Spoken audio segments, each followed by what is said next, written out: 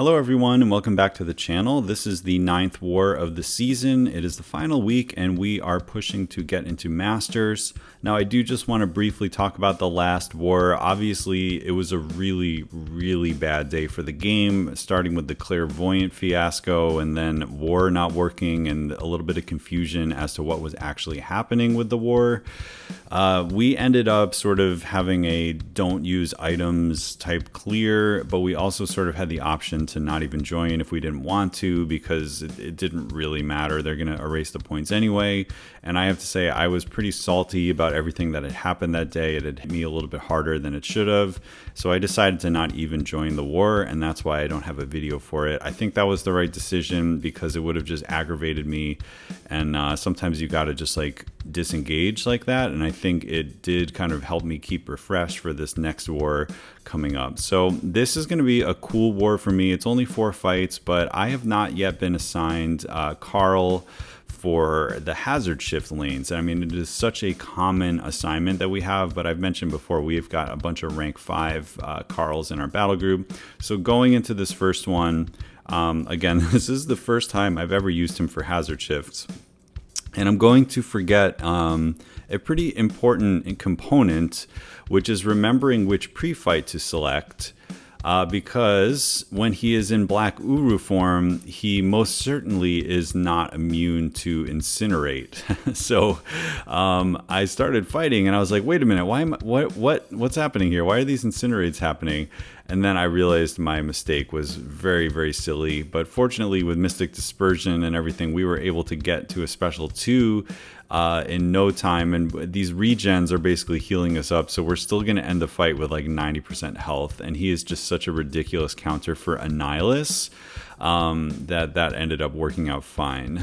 So, you know, you usually pick Uru if you're fighting Annihilus because of the physical resistance, but in this case I did not check the right box when it came to the immunities. He has a lot of immunities. You just got to make sure you got the right ones at the right time. So fortunately, I made the mistake there and not on this Mantis fight, because Mantis is certainly going to be a little bit more of a challenging fight, even though it's still hazard shift, which is like Carl's main, sort of like ramping generic use in war, is to just take these hazard shift and stay paused on his forms the entire time. She is the tactic, which means she is going to be gaining a little bit of power from the prowess.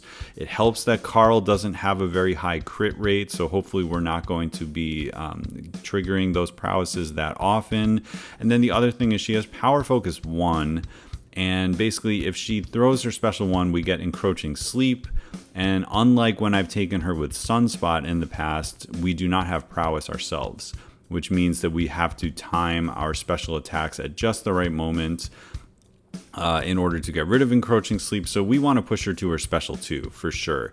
And now the prowess power is giving her a little bit of power gain. It's not really that much, but that is helping a little bit to try to get her to special 2.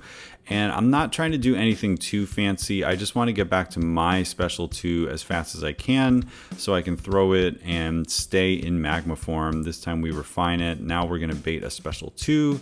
And I should also mention we are definitely running the I-Bomb synergy for the poison immunity, and also we had the regen boost, which is going to help with with the tranquilize.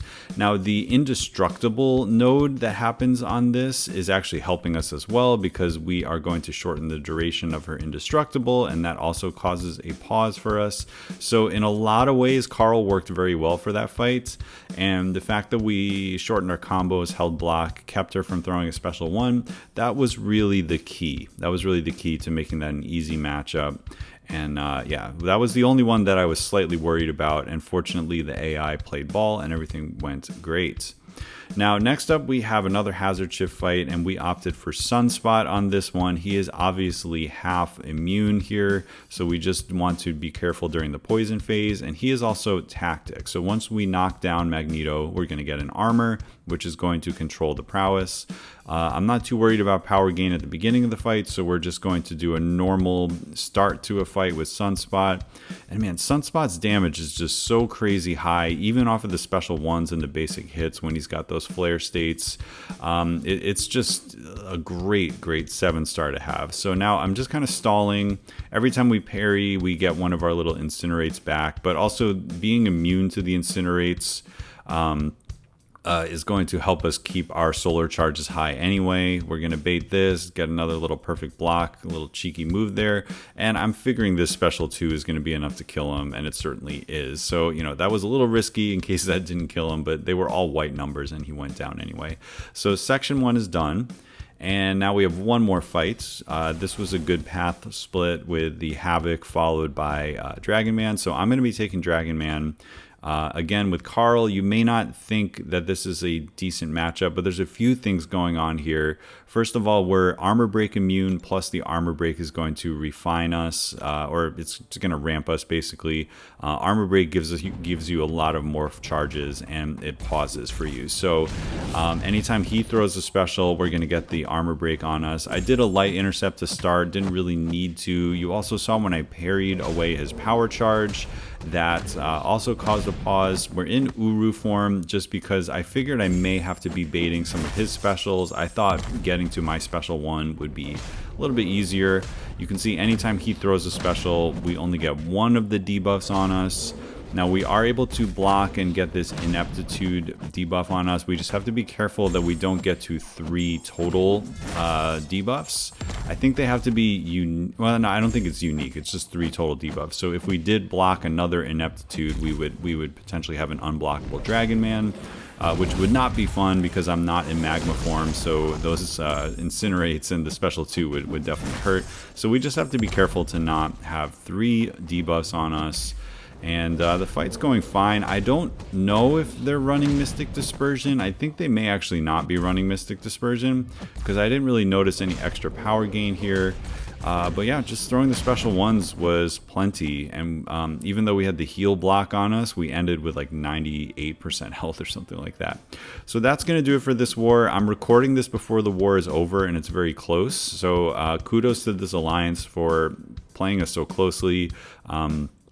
Yeah, we kind of went into this assuming we would win because of rating. We were ahead of these guys, and also they were sort of a perennial Platinum 1 alliance, but they definitely played us hard. And if we let our guard down at all, it could potentially cost us. So we are really hoping that we can scrap out this win. As I always say, just check out the other SSX guys' war videos if you're curious how we did. But we do need to pick up at least 1 or 2 wins this week because we would love to just like outright get into Masters. And then with the reward bump that Kabam has promised, we would get like top 10 rewards if that ended up happening. I do want to just say I was very salty when this was all going down at the beginning, and I was kind of doubtful that Kabam would respond and take responsibility, but they really did, in that they're going to bump up everybody's war rewards. It means that you know, even in the lower tiers, like some people may be getting like Platinum 1, Platinum 2 for the first time that they've never been able to, and you know, it just kind of eases some of the pain on that really rough day that we had when like the wars counted but they didn't count, and the war rating goes up and down, and there's just like intangible effects to the war season when your rating goes up and down but you don't get the points for winning. So the way they compensated for that is they're just going to bump everybody up a tier, which I think is like generous in a way, but also like very necessary, and it kind of shows that they do care enough that like inflating the rewards in the game by just a little bit isn't going to be the end of the world for them, and hopefully they learn from the mistake and this doesn't happen again. So anyway, that is going to be the end of this war video. I am going to try to get the last 2 out. I do have a little bit of stuff coming up in personal life, so I may only be able to do 1 out of the last 2. We'll just kind of see how that all works out, and we'll take it from there. Thanks for checking out my video, and I'll catch you in the next one.